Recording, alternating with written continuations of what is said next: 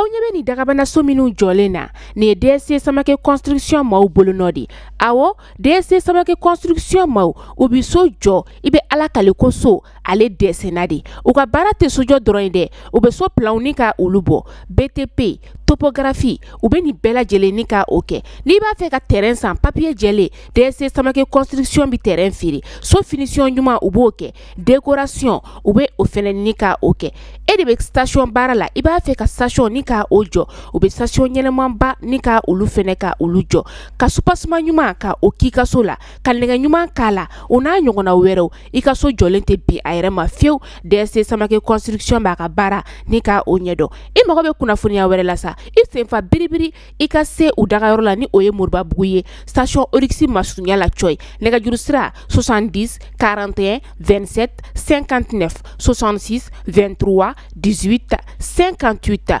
baara ɲɛdɔn o ka to baara dɔn b'a bolo DSC Samake construction maaw u b'u ka baara u b'a ɲɛdɔn.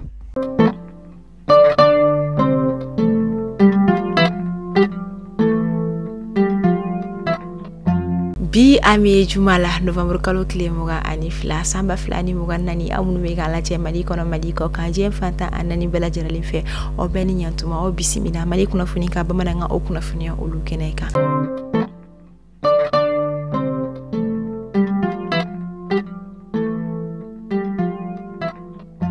Kunnafoni damle la kasangani arabadon temini anga jamana premier ministre kɔrɔ Dr Choguel Kokala Mayiga ale kɔni bolo anga jamana premier ministre yala mi yɛrɛ kɔnna muga annani kɔfɛ anga jamana ɲɛmani o general d'armée Assimi Goïta ay gouvernement kura sigi ka da kan ay premier ministre fale mi yɛrɛ kɔnna anga jamana général de division Abdoulaye Mayiga wa kɔfɛ ni ministre de la décentralisation et de l'administration territoriale wa kɔfɛ anga jamana gouvernement ka kuma lasila o yɛrɛ kɔndo mina ayira sɛncɛma anga jamana kunnafoni so bala ka kunnafoni kondi ni o gouvernement ka communiquer wi anika ɲɛfɔli ba olu kɔni kɛ jamanadenw ka a faamu ale kɔni bilala an ka jamana premier ministre kɔrɔna la Dr Choguel Kokala Mayiga Abdoulaye Mayiga ale yɛrɛ si bɛ san 43 bɔɲako la a bɛna kɛ an ka jamana furancɛ fanga kɔni premier ministre sabanan ye Moktar Wane kɔfɛ ale ni Dr Choguel Kokala Mayiga o kama bi sɔgɔmaden na primature yɛrɛ kɔnɔna la fɛn min ye an ka jamana premier ministre kɔrɔ Dr Choguel Kokala Mayiga ale kɔni passation kɔni kɛ ka taa an ka jamana premier ministre kura o yɛrɛ kɔni mani oye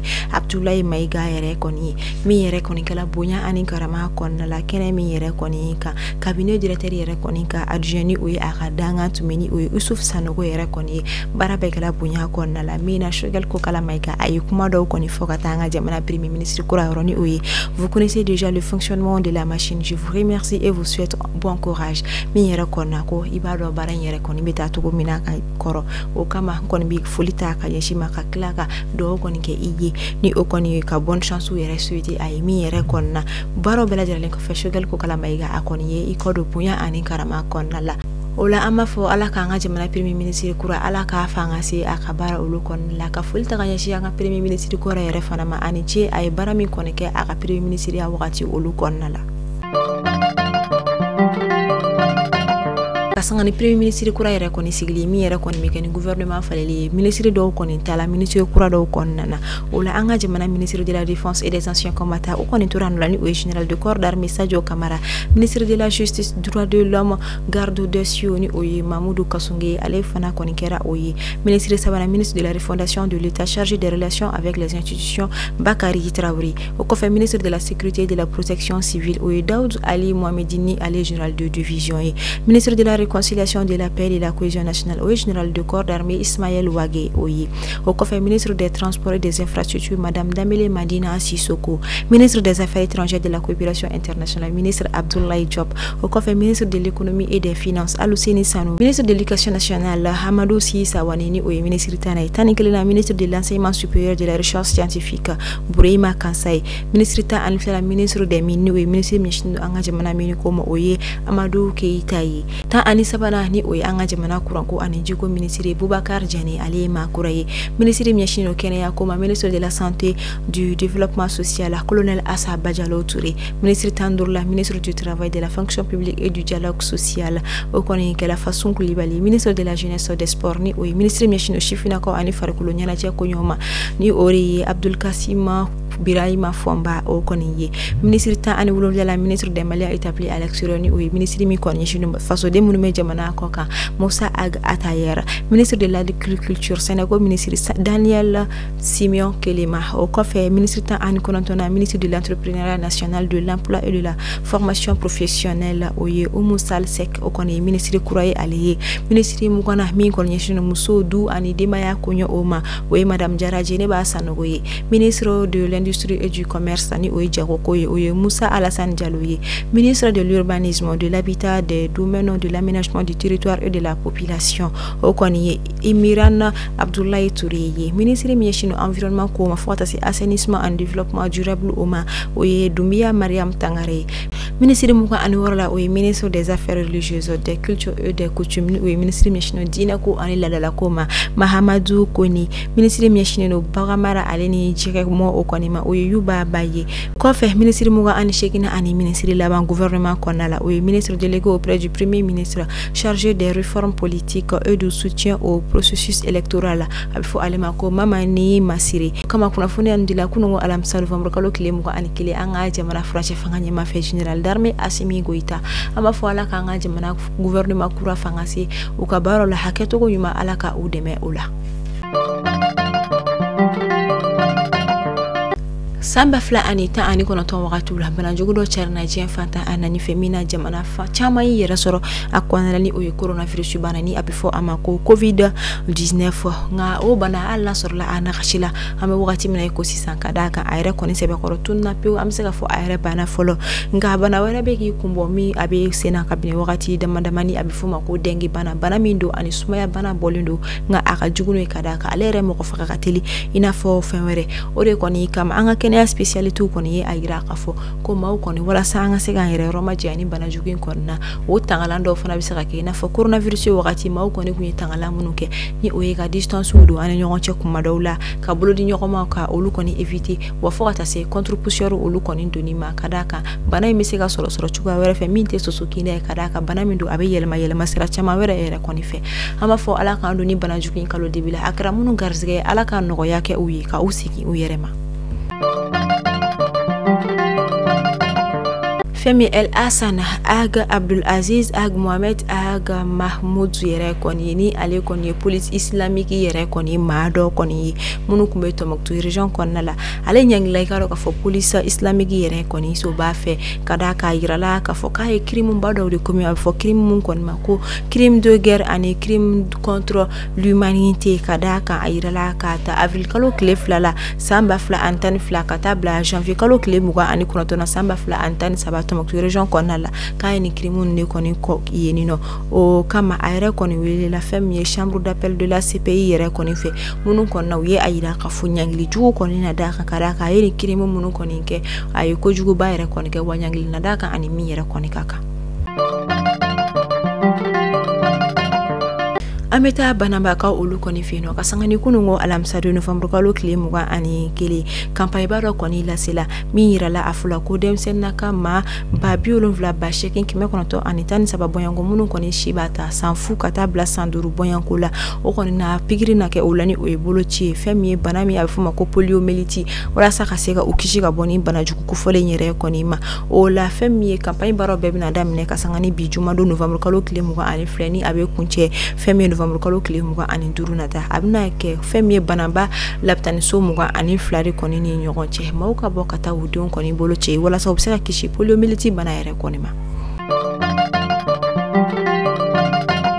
Meta nyafunke cercle kɔnɔna la nyafunke dugu minnu bɛ arabe bɛ fo ka taa se dagoji gurune ninnu bɛ nyafunke cercle kɔnɔna la ka sanga ni sanji kɔni ka cɛni ani maa minnu bɔra u sigiyɔrɔ la ka sabu kɛ ni lakanabaliyaw ye olu kɔni dagalen don ni duguko fɔlenw kɔni dɔle kalansow de kɔnɔna la min yɛrɛ kɔni kɛra sababu ye kalan yɛrɛ kɔni ma se ka wuli a kalansow kɔnɔna la ka da ka taga yɔrɔ ma sɔrɔ o maaw la min yɛrɛ kɔni na u ye tantiw de kɔni biri ni o ye manabugu kɔni walasa kalanw bɛ se ka kɛ olu kɔni jukɔrɔ togoya min na o kama ka sanga sangani kunungo November kalo kile muga ani kele UNICEF ala yɛrɛ kontrane fɛn ye tanti belebele baw yɛrɛ kɔni ye mana bugu belebele baw walima bugu belebele baw u bɛ se ka lafɛrɛ cogo min na kalaw bɛ se ka kɔnɔ cogo o kɔfɛ ka kalan minɛ 507 bɔɲango ka o dini marabolo lakɔlidenw yɛrɛ kɔni ma kɛnɛ min kan ɲafunke préfet kun bɛ yen nɔ fo ka taa se a directeur d'enseignement pédagogique ni o ye a DCAP yɛrɛ kɔni kata arabadona kata bila kunungo alamsa la November kalo kile muga ani kele fem ye minuit wakati uye ni oye dugu klale wakati uye fem ye dire region konna la olu koni fem ye ji koni balaga poi uga kanaru de konna la kada kan jibe bo babulo munu fe kana kanaru olu konna la kanaru koni fala jiti ka taka yere koni soro mi yere konna duguma yere kamana kanindo kosebe mi na ubiga wele koni blaga tamara bulo nyama koni ma ubese ka ji nunu konni la bo kanari konna la tukomina kada kan aju ubiga yere mi ga sababu ka u koni ga nyana maya ka abla farati la kada ka mo gotaro jip tobina wala kata wakati o wakati amita sekoni donc bina kuka anga jamana dong lidala badoni abifo alima alu sangare ni bela jiralembe ado aboraka akuna funia koni nchari kasangani kuna shiningo arabado koni nyi ko adenke mimbeni oye adenke folo ere kausu sankari ko abada ma koni ka wule sira ama mi yere koni jana jako bela jiralenkira sankare bugu konna la ma fo ala kambara bara dalin no ya gausu sankare koni ala kaju ama saula farikolo nyana jebina ko ka femi championnat d'Afrique du football viet vudawiye mi bara nundu anga jamana konnala ni abela jaralembe kunche bi para de sport konnala naga kanyata ani woro wakati olu konina o kama nyana ta de fayata lendo kadi anga jamana ministre meshino shifina ka oluma ani farikolo nyana jamani uyi Abdul Kasim Fomba ere konini